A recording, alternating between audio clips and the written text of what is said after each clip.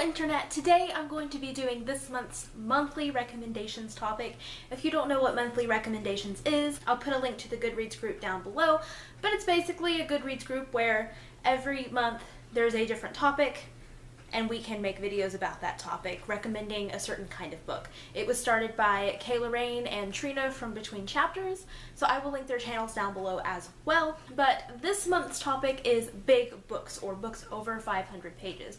So I have 4 recommendations to share with you today. I also want to just put a little disclaimer at the beginning of this video.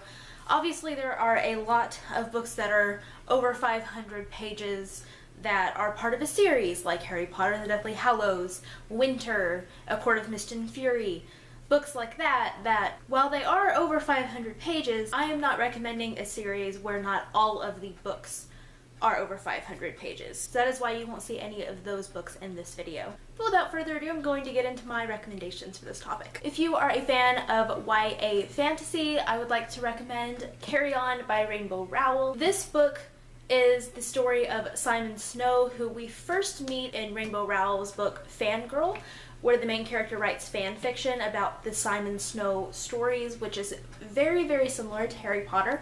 However, you do not have to read Fangirl before reading Carry On. Even though you could say this book was inspired by Harry Potter and other fantasy books, this definitely stands alone as its own story. This book is a male romance between Simon and Baz. Simon is kind of the hero in this world and Baz is the villain, and I thoroughly enjoyed this book when I read it. It has been a couple of years since I read it. I think I read it in 2015, but I really enjoyed it. It has one of the cutest maps in YA fantasy, I think. I love the map.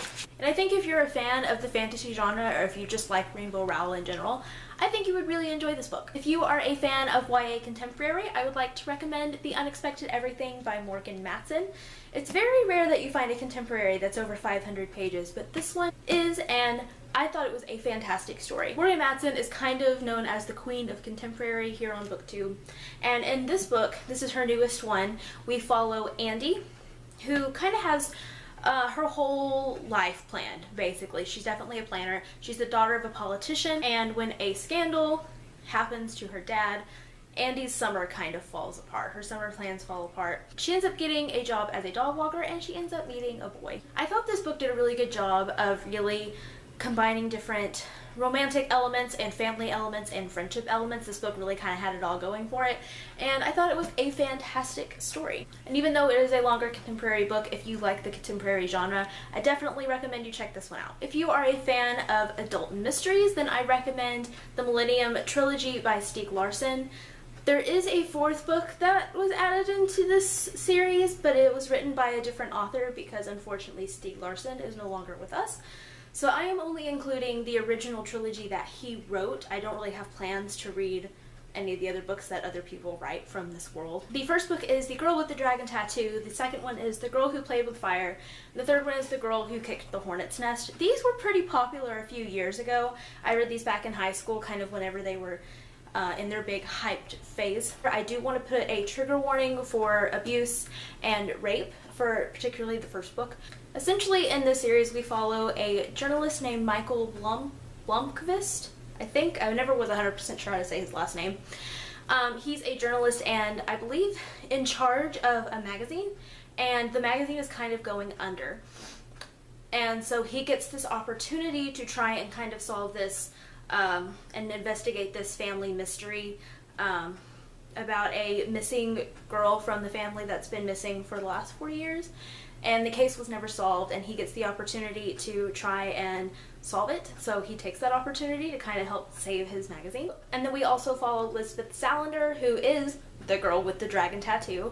And she is an incredible hacker, and whenever her and Michael's paths cross, he asks her to help him with his newest case. And it's definitely a mystery, it's definitely a thriller. If you're into that kind of stuff, I highly recommend this trilogy. It was a lot of fun when I read it, and I do want to eventually visit it again with an adult perspective since it is an adult series, and I read it when I was like 17. So I will definitely be rereading this at some point, but I remember really thoroughly enjoying it when I read it back in the day. And if you are a fan of science fiction, I recommend Illuminated by Amy Kaufman and Jay Kristoff. Yes, there is a second book in this series that's out, Gemina, but I haven't read it yet. So technically, I can't recommend it to you, even though I will say I have heard just as many amazing things about Gemina as I did about Illuminated whenever I first heard about it. But this is a young adult science fiction novel, and it's told in a multimedia format. So it's a very, very quick read, even though it is a giant book. Because even though a lot of the pages do have text on them, there are also a lot of pages that look like this, for example. So it's a pretty quick book. So at the beginning of Illuminated, we follow Katie and Ezra, who have just broken up. And then there's this, like, crazy ship who attacks their planet, I think, and so they end up getting on 2 different ships to escape, and they're still communicating, and there's this like crazy computer program called Aiden who is like trying to kill everyone, and it's crazy, and I don't even really, that was a horrible summation of the plot, but I always have a hard time summarizing this book.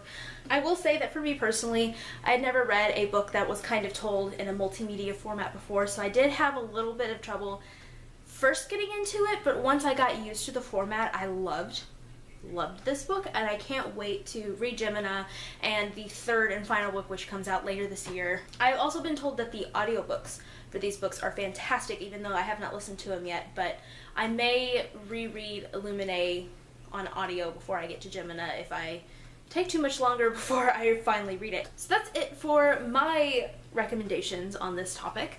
Let me know in the comments what your recommendations would be, or if you've made a monthly recommendations video this month, link it in the comments so I can go watch it. That will be it for this video, and I will see you guys next time with another one. Bye!